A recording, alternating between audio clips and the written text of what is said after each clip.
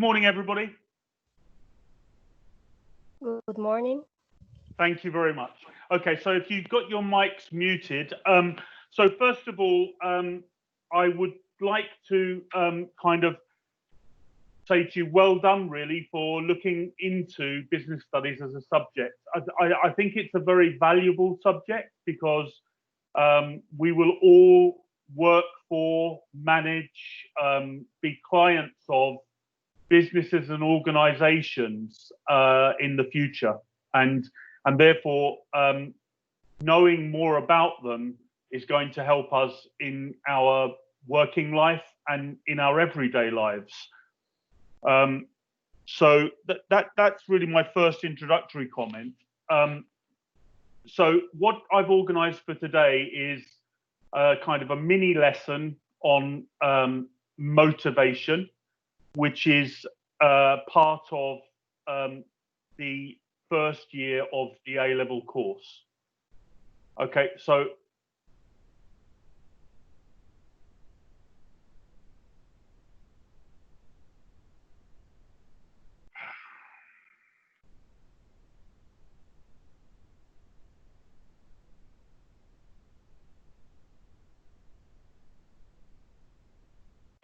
sorry, can you see the presentation at the moment?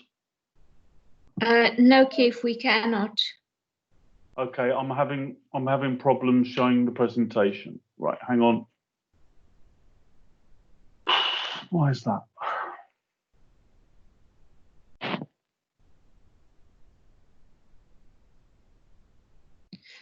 Sometimes it helps to close your document completely and then share and reopen.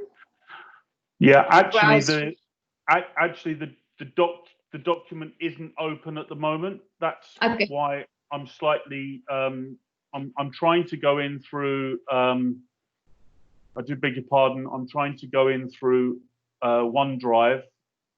Yeah, if you do share and then you browse your OneDrive, that does help. Like from your MS Team, you click on share, and then it gives you the option of browse.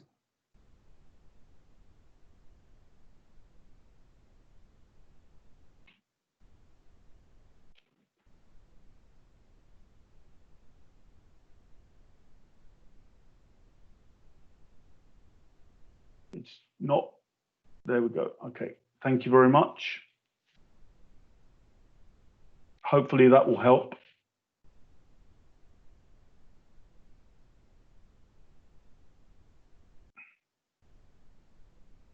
Thank you, Shahina. I haven't had that problem before. I've been doing this from home and I haven't had that problem. It's okay, all right. Brilliant. Good okay, luck. Thank you. Can we see this now, guys? Yep, we can. Brilliant. Can. Thank you very much. Okay.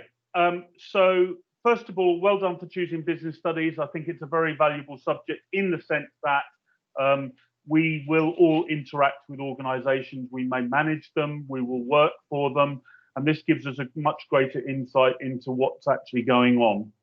Okay, so what I've chosen for today is a mini session on motivation, which is a topic in any A-level syllabus. And there will be slight differences, but essentially it will be the same. Do feel free to let me know if you have any questions. But the first year of A-level, first of all, we learn what in AQA we learn what businesses are. Edexcel would be similar, okay, and then we move into different parts of a business: finance, marketing, what we call operations, and human resources or people. So this is part of the people section. So I've got that in the slide here. There's 6 units in the first year of A-level. Decision making to improve human performance is one of those, and this is a topic within that, which is motivation. So we all think that money has the power to motivate people, but what drives you? What motivates you? Okay, so you can put that in the chat box if you like, what motivates you. But the question I'm going to ask you at the end of the lesson is what you think might motivate certain employees within a particular organization, because A-level business studies is about kind of problem solving with relation to businesses. So next slide. Now, any A-level that you do will have a specification, and this is the specification content for AQA for this topic. So these are the things that we would be looking at, making sure that you understand and learn. Okay. Obviously, we won't get through everything today. If I was teaching this normally, I would probably have 5 hours, roughly 5 hours to teach and kind of assess your knowledge of motivation theory and motivation in practice. So I am going to ask a few people their answers to this, but what motivates you? What is motivation? And name one financial motivator and name one non-financial motivator. So I'll give you a minute to do that.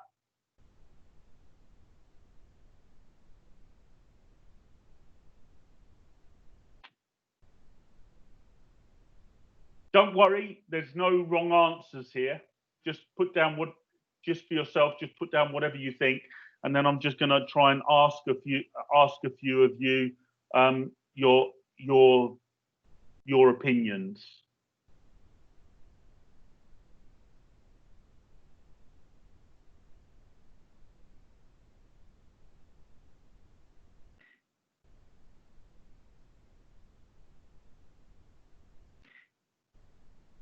Okay, a few more seconds. You can think as I ask you as well.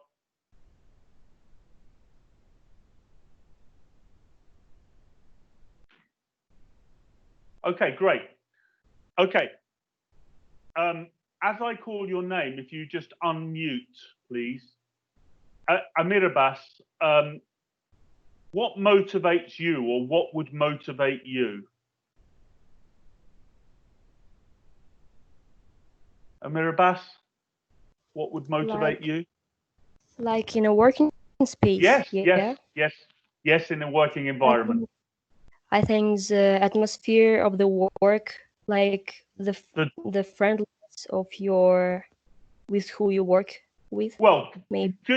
Good for you, Amir Abbas, because you've come up with some things that are different to money. So that's good. So you're thinking about how you get on with your colleagues and things like that. So very good. Well done. Okay. Yeah. Fedor, what about you? What do you think would motivate you?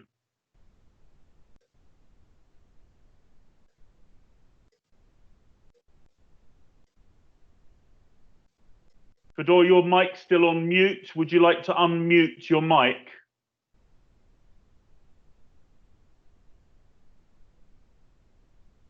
Okay, not to worry. Okay, so Sophia, what about you? What motivates you?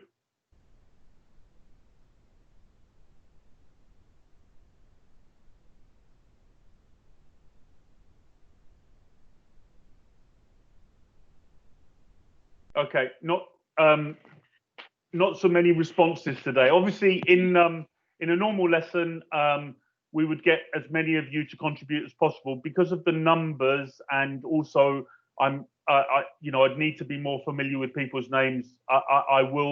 We'll move along. Angelica, if you can you unmute for me, please? Yeah. Brilliant, great, thank you. Angelica, what would you say motivation is? Maybe the motivation is a reason for something, for acting or behaving. The reason why you do something. Yeah, that's good. Okay, that's a good way to think of it. Good. Okay. Amir Abbas, would you like to add anything to that? What is motivation?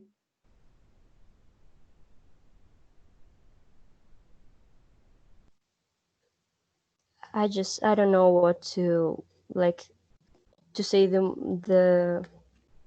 No, don't worry. I That's don't fine. That's fine. Don't worry. Don't worry. It's fine because your answer was perfectly fine, Angelica. That's fine.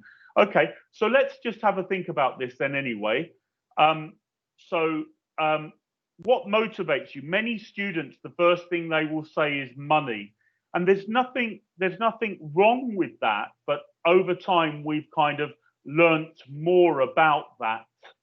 And this is what we'll look at today. When we look at the theories, there's an overlap today for any of you who went to the psychology lesson, because business studies uses psychology theory to decide about how to motivate people. So money's okay, but there's financial methods to motivate people, and there's non-financial methods to motivate people, and we look at and we learn those. And what is motivation? Well, motivation is the drive to do something to the best of one's ability. It's the drive to do something to the best of one's ability. So in other words, why we do something well, which is kind of what Angelica was saying. So well done to Angelica for that. So naming one financial motivator, that could be something like salary, or it could be something like commission. Okay. And then one non-financial motivator might be something like job satisfaction, the enjoyment we get from doing our job. And that links with what maybe Amirabas was saying about she wants to get on with colleagues and have a good relationship with colleagues. So well done to everybody for thinking about that. Okay, so before we just go on to the next slide, what I want to say to you is we've got the theory side, which helps us to explain why, and that's what we put in our answers. So there's more theory in A-level from GCSE, and we use the theorists that we're going to talk about today in order to analyse and say how and why something is the way we think it is. Okay, so I've got another little task for you. I've got a couple of minutes. Don't worry if you don't complete it, okay? But it's just basically matching up words. I think I'm overrunning slightly, perhaps, but no. Okay, right. So matching words on the next slide. See how many you can get, and match up the left-hand side to the right-hand side. See if you can get those.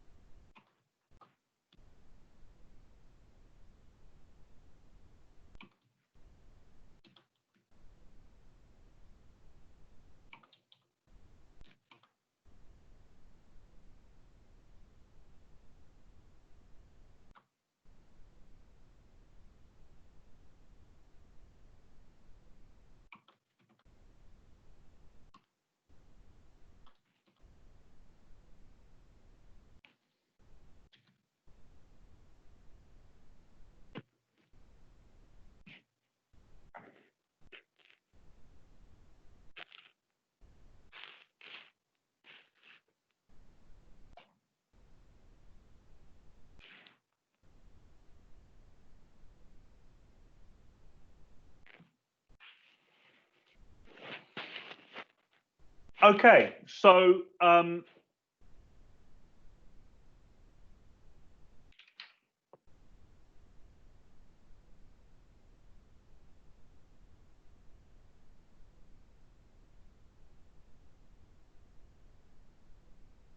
if we look at these,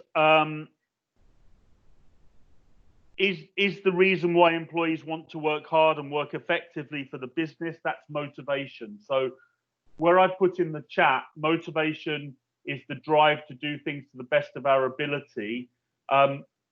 We're not looking in A level for you to have just one kind of definition that you learn.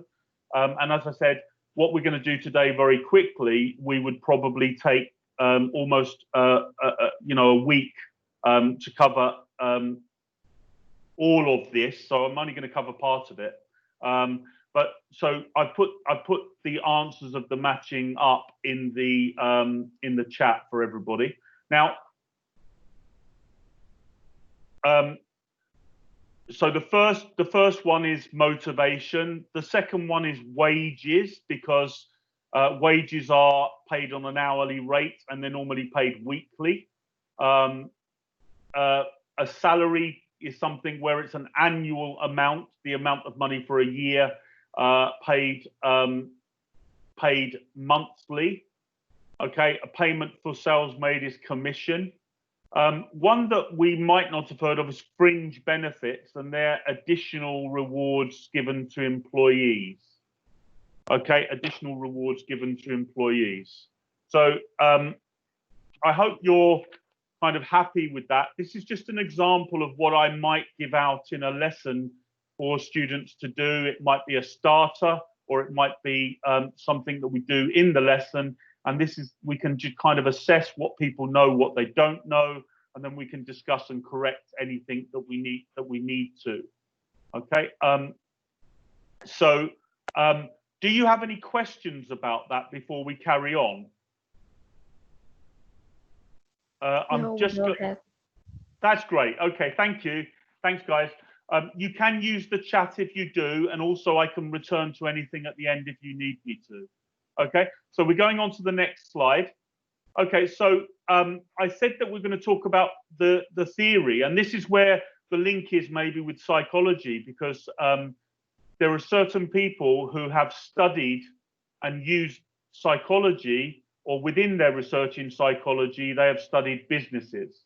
So the first one is Taylor, and I'll come on to him at the moment, and his theory is of scientific management.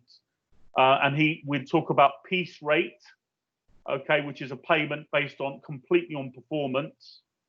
And he did something called a time and motion study.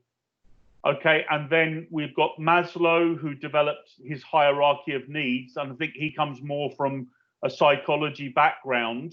And that theory, the hierarchy of needs, is like a pyramid that's applied to a lot of things, not just business.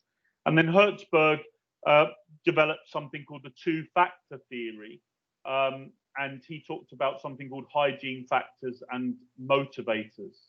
Okay, and I'll talk about those in a moment.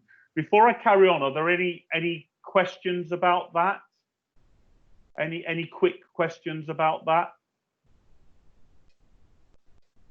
Yes, Angelica? I think no, I don't have questions. You don't have any? Brilliant. Thank you. That's great. So there is one thing I will mention here. When many students, not just international students, UK students as well, when they see that word hygiene under Hertzberg, they think it means about how clean and cleanly their workplace is. But actually, it isn't that. It's not that use of the word.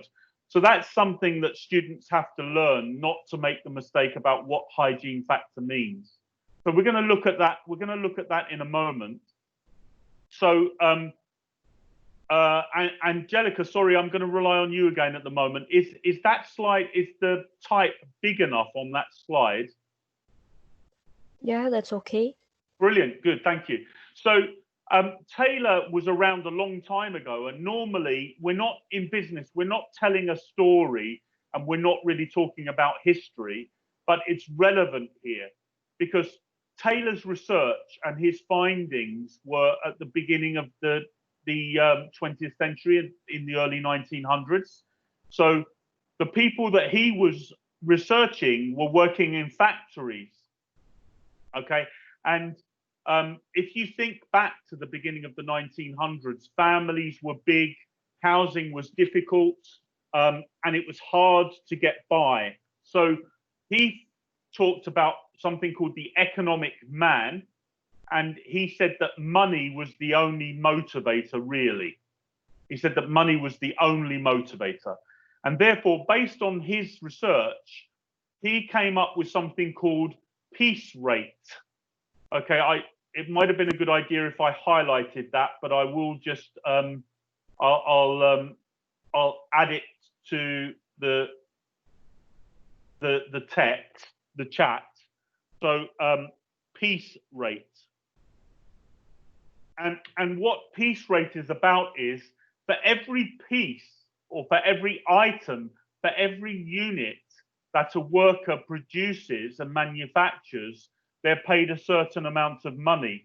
So that's why we're saying it relates to their performance in their job, and it helps to increase productivity, the rate at which workers work, which obviously helps businesses. And I won't talk about that now, okay? But hopefully you get the idea on Taylor. So his idea was that money was the motivator, that based on that, we should pay workers for each item they made. And at that time, there was no such thing as minimum wage. So workers would have just been paid for what they made, okay? And that's how it would have worked. Okay, so hopefully there are no questions at this stage, but don't let me just carry on if you do have any. But the other thing that Taylor came up with was the time and motion study. So he looked at a particular worker, say that worker might have been John, and John was faster. John had higher productivity than the other workers. So he looked at John and he said, if we look at how John does the job, can we get everybody else to do the job in the same way so they speed up? So his approach comes under the scientific school. Okay, so let's go on to the next slide. So that's Taylor. So here's a couple of activities for you. I've put numbers on the left-hand side. So in the pyramid, I want you if you've got a piece of paper there, if you can put your numbers down for which one goes in each box, each rectangle.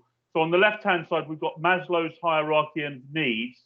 And on the right-hand side, we've got Hertzberg's two-factor theory. Now, what Hertzberg was saying was that if you don't have enough of the hygiene factors, you're dissatisfied and demotivated. But as long as you have enough, then it's not going to affect your motivation. Okay? But motivators are actually something that give you positive satisfaction and will give you kind of longer term and a more useful kind of motivation than the hygiene factors. Okay, so have a go at seeing where you put those numbers. So I'll give you three. I can't give you 3 minutes for each because I will overrun. I'll give you 2 minutes for each. Don't worry if you don't finish. Just see how you get on. Don't worry how you don't worry if you finish or not, because obviously we're just doing a kind of a shorter lesson here today. You'd have maybe a bit more time and I could watch you in a lesson to see if you'd completed it or not. So see what you can do. Okay.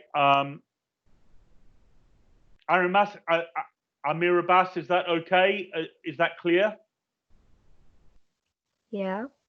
Brilliant. Good. Thank you. Gavin, is that okay? Yep, it's okay. Thank you. Udiana? Yes. Yes. Is that okay? Good. Brilliant. Okay. So I'll give you all a couple of minutes and then we'll have a look at it.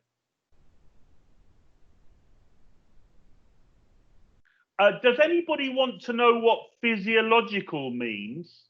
You can put something in the chat if you want me to explain what physiological means.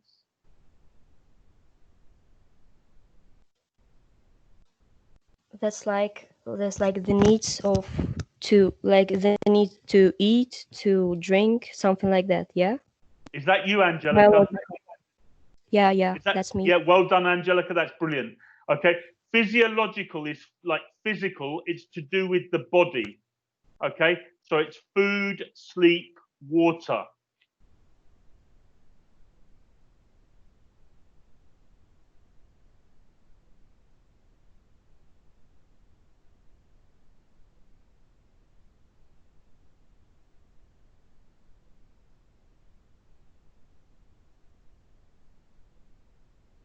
Okay, we'll have a bit more time, just 10 more seconds on the left-hand one, and then we'll have a look at it. 10 more seconds on the left-hand one. 10, 9, 8. I've got time on the screen anyway. I'll go with that.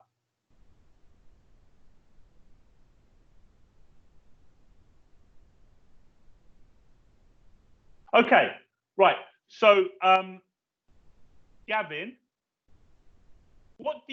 Gavin, could you unmute for me, please? Yeah.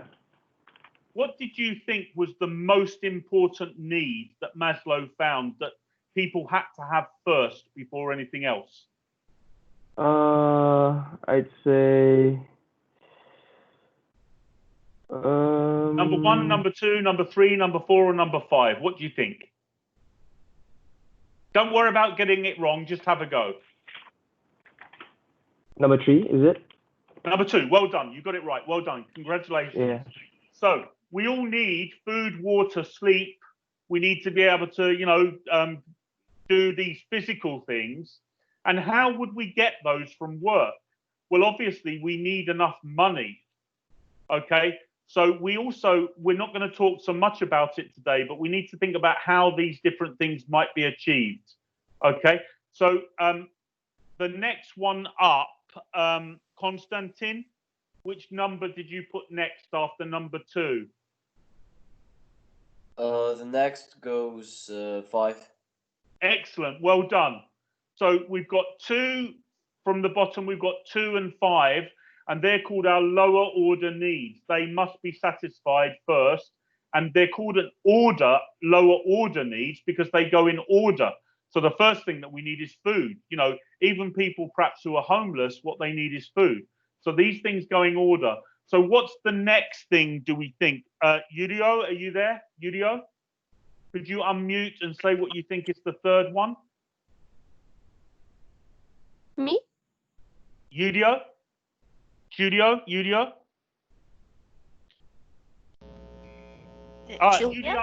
Juliana is fine. Give me your answer, Juliana. That's fine because I didn't get a response.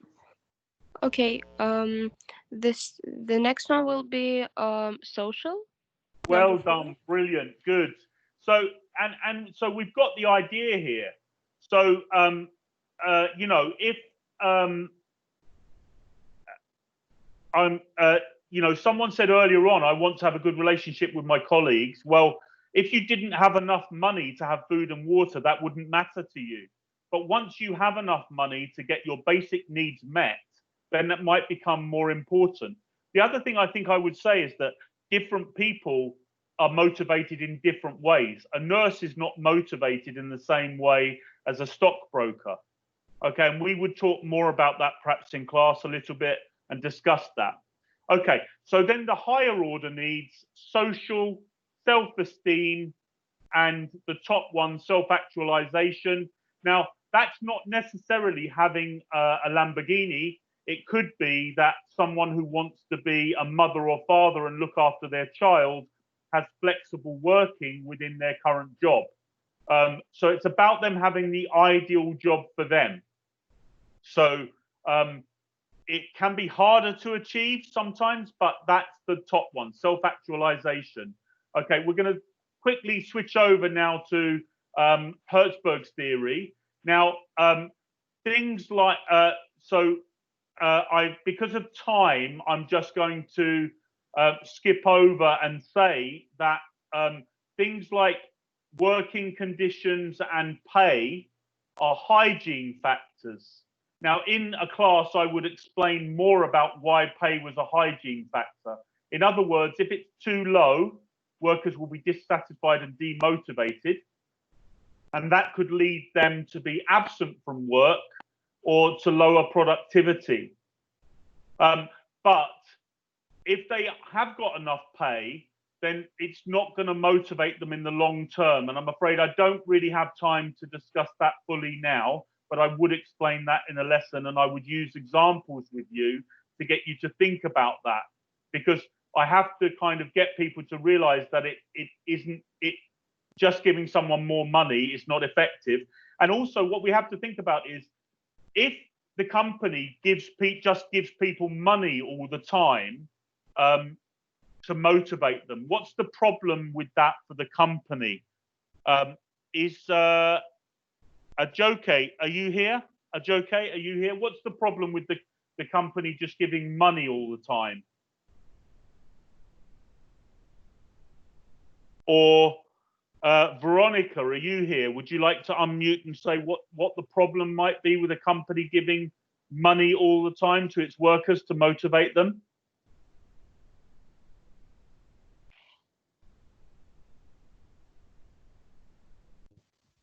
I think like the work won't be done, and just that's a waste of money for. Okay, yeah, workers might not necessarily work for the money. Good, that's something that another person has spoken about before. But a business, why does it exist? Sorry, could you just tell me your name? Was that Veronica or was that Uliana? Who was that? That was Angelica. I beg your pardon, Angelica. Thank you, Angelica. Why do companies exist? For what companies exist? Yeah, why do companies exist in the first place? Why do most companies exist in the first place? I don't know. I don't know how to. Anybody else? Why do companies exist in the first place? This is a really fundamental question. So we're not talking about they make money. Okay, make profit. They want to make a profit. Thank you, both of you. They want to make a profit, Angelica. If they're a charity, they want their surplus, which is equivalent to a profit, to go to a charitable cause. But essentially, businesses are looking to make a surplus.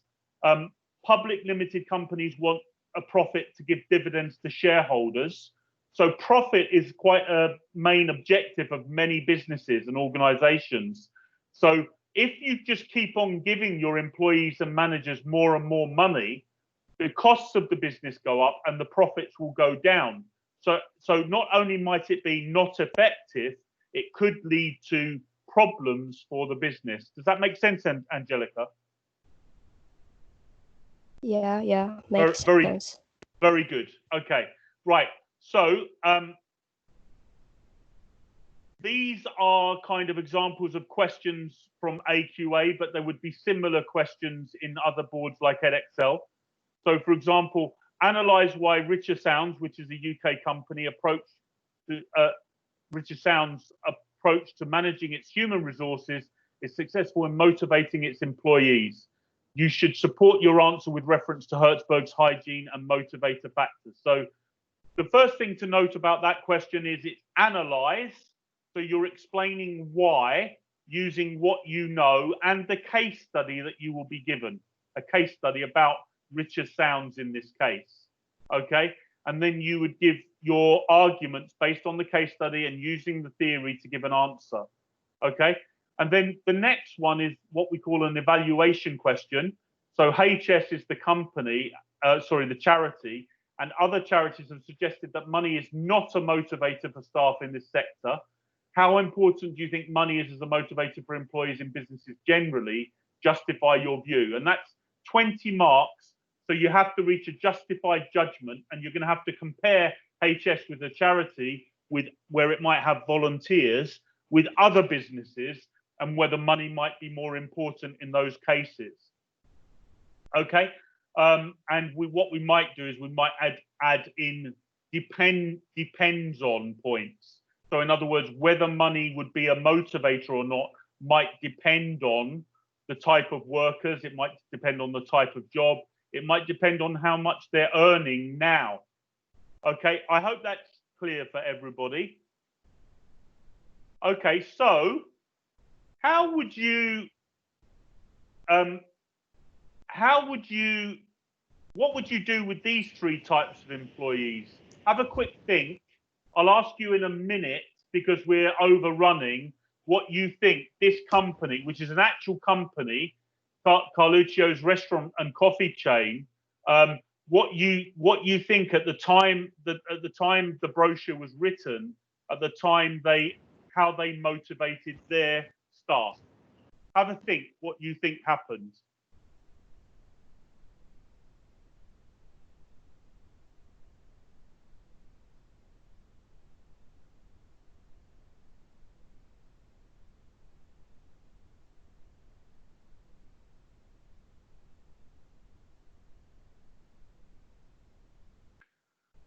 Okay, and so in a class, we would probably discuss this, and some people might have different opinions, and then we'd kind of discuss what we think and why we think it. Okay, so I'd like to speak to other people if I could, because we've been focused on maybe 4 or 5 people at the moment. Claire, are you there? Claire, are you there? Yes. Oh, hi, Claire. Hi. Hello. Hello. What do you think? How would you pay the general manager of a Carluccio's outlet? Do you think? Give me a figure that you think you would pay them per year. How would you pay them? Yeah. What do you think? I think it's besides, apart from the basic salary, I think I will maybe give extra bonus, like a bonus. Good. Okay, that's like great. 10% for the restaurant income. Okay. Would you pay them a wage or a salary? Are you going to pay them per hour, or are you going to pay them for the whole year? Whole year. Okay. Right. Good. What about, so I want to come on to someone else now. Maria, are you there? Maria, are you able to unmute, and are you there? Because I'm not quite sure if you're there. Okay, we'll try somebody else. Nathan, are you there? Nathan, would you like to unmute and say what you think for the head chef? No? Okay. Gavin, what do you think for the head chef? Oh, ways to motivate the head chef. Yeah. I'd say give him a better work environment. Okay. I mean, right. for the kitchen, maybe air conditioning, maybe. Oh, okay. Right. Okay. Do you think a head chef is quite skilled, Gavin? Yeah. He should be. I tell you what, I couldn't do that job. I might be able to be a manager of a store, but I couldn't do that job. And that explains what we're going to see in a moment. We'll see something quite interesting in a moment, I think you'll find. Okay, right. So coming on to someone else. Paulina, are you there? Paulina, would you like to unmute?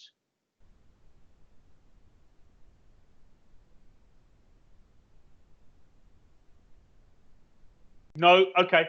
I'm going to go back to someone who's spoken before then.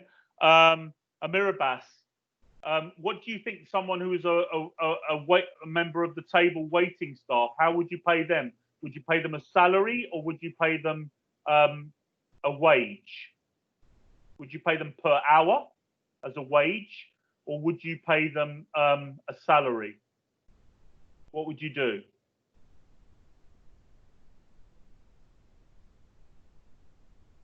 Okay. Angelica, what do you think for the table waiting staff? Would you pay them a wage per hour or a salary, an annual amount? I think I'll pay them per hour. Good. Okay. Right. Excellent. Thank you, Angelica. So let's have a look. Okay. So I hope this is not too small for you, but the wait team member is A. They get minimum wage, UK minimum wage, which is the minimum amount that the government allows companies to pay, plus their tips.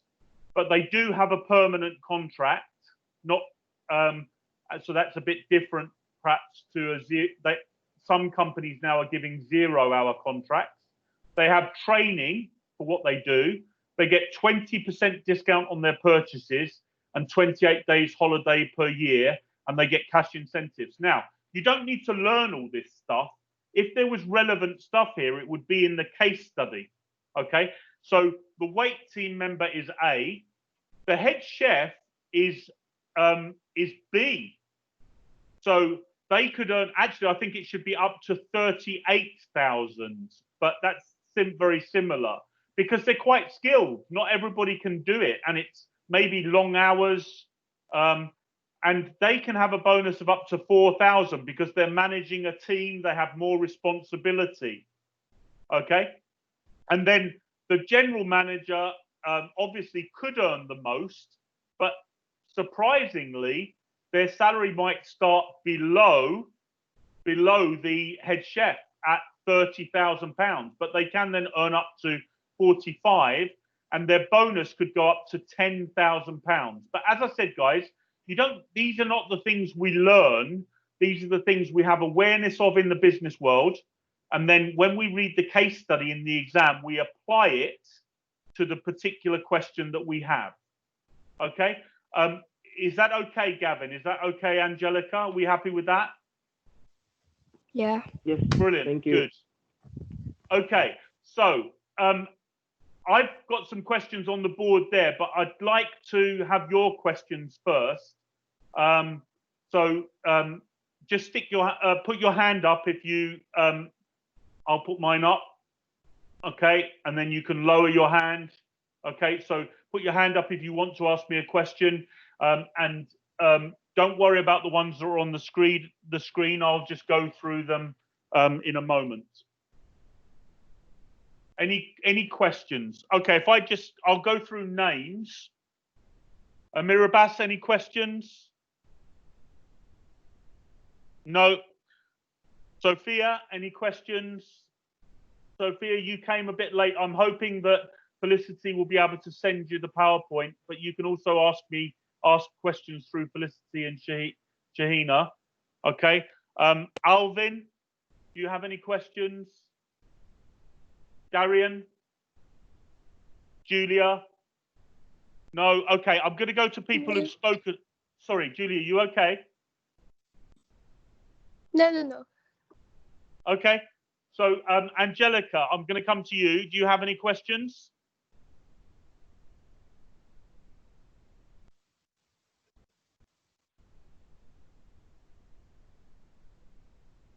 No? Okay. Right. So I've put down choice of subject. So some people choose business because they want to go into that kind of degree. Now, you don't need to have done business studies before to do a business studies degree. You don't need to have done GCSE before to do business studies. In my teaching experience, people who haven't done GCSE, when they work hard, they do equally as well as people who've done GCSE before. Okay, it's about how hard you're prepared to work. Okay. Now, as I've already explained briefly, in the exam you will get some case studies. Often they're based on real companies, and the name of the company will be changed. And what we do, part of what we do in the exams is we see whether students can actually solve problems, either by calculating, doing calculations, or by suggesting what the company should do. How much maths does the subject include? You don't need very good maths to do business at A level.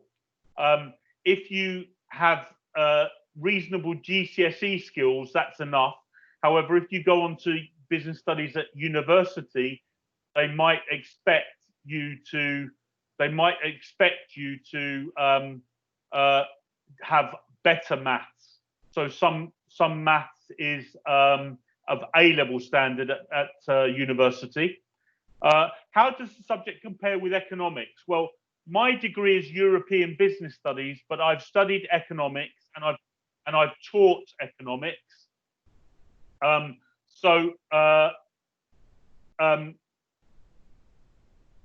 I've taught it economics. Now, what I would say is business studies is slightly more tangible. Students find it slightly easier to understand because there's a lot of graphs in economics that can be harder, but they're both very good subjects. And economics is respected. And if you're good at maths, if you've got a high level of maths, then economics can be a good choice because it looks at how the whole economy is run and looks at what the government can do. So and if you've got any questions relating to that, I'm sure an economics teacher can tell you more. Equally, I can. Whereas business, we look at the different departments within businesses and we look at their strategy and we look at their leadership, and they're things that are kind of more frequently in the news. You can't get a good grade in A-level business studies with just general knowledge. However, you do need to have a deeper knowledge of what's in the specification.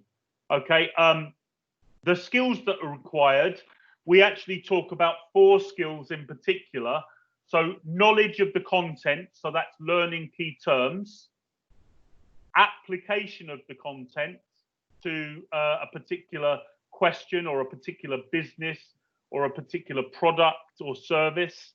Okay, analysis, we've already spoken about that today, how and why something is the case, and also about what we call stepping stones, so a cause and a consequence. So in other words, we spoke earlier today, we said if a business or charity just keeps paying the workers more and more money, then that will lead to increased costs, which would lead to a reduction in profit or surplus, which could be damaging for the company.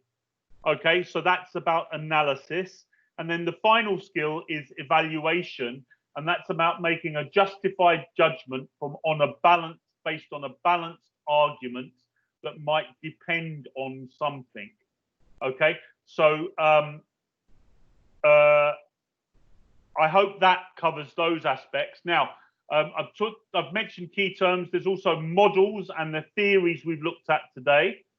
The structure of the exam, there's 3 papers in the second year, and there's a small amount of multiple choice in the first paper, but there's a lot of analysis and evaluation in the second year exam.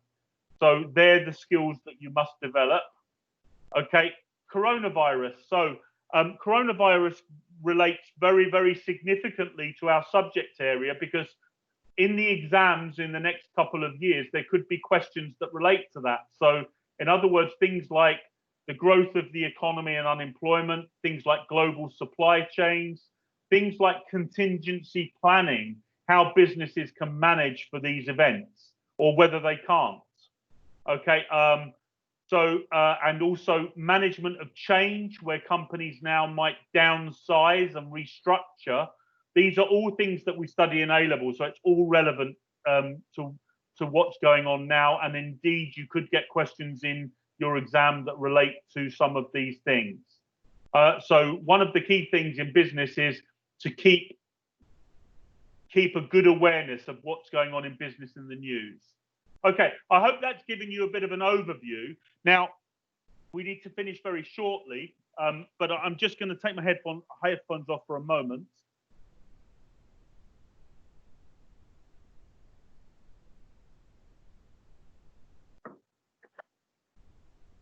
So the textbook that we use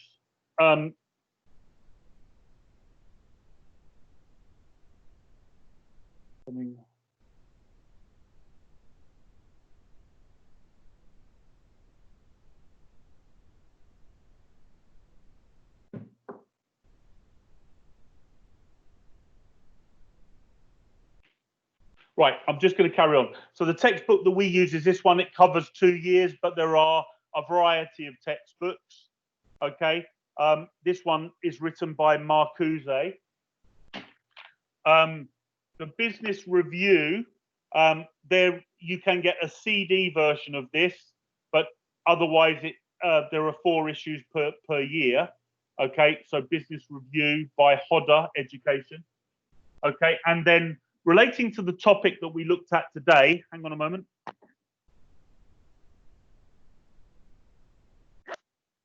Now, this is not on the specification, but this is a book written by Daniel Pink called Drive. Why am I mentioning this? Because if some of you are looking to get to Russell Group universities or Oxbridge universities, extended reading in depth is something that might help your application. So in Drive, it's quite interesting because he talks about the older theories of motivation and why they might not work. Okay, I'm sorry that I've overrun a little bit. I'd like to thank everybody for attending. I hope it's given you an insight into business studies. I know you shouldn't expect to know everything fully that we've done today. It's just what kind of the main parts of one topic that we looked at. But by all means, if you have any questions, let me know. We look forward to welcoming you at MPW in the future. Okay. And I do want to wish you all the very best, you and your families at this, in these difficult times, and also to wish you all the very best with your ongoing studies. And please make good use of the summer. Okay, thank you, everybody. I appreciate your time today. Thank you very much. Yeah, thank you. Thank you very much. Thank you. Thank you. Just to say, everybody, before you leave, if you do have any additional questions, do email over to international@mpw.ac.uk. But thank you very much, Keith, and everybody who's attended. Hope it was useful, and stay safe. Thank you. Yeah, thank you. Bye-bye. But can you write the authors of the book, of the textbook? Yeah, in the chat. What I can do is I can put it into the PowerPoint with corrected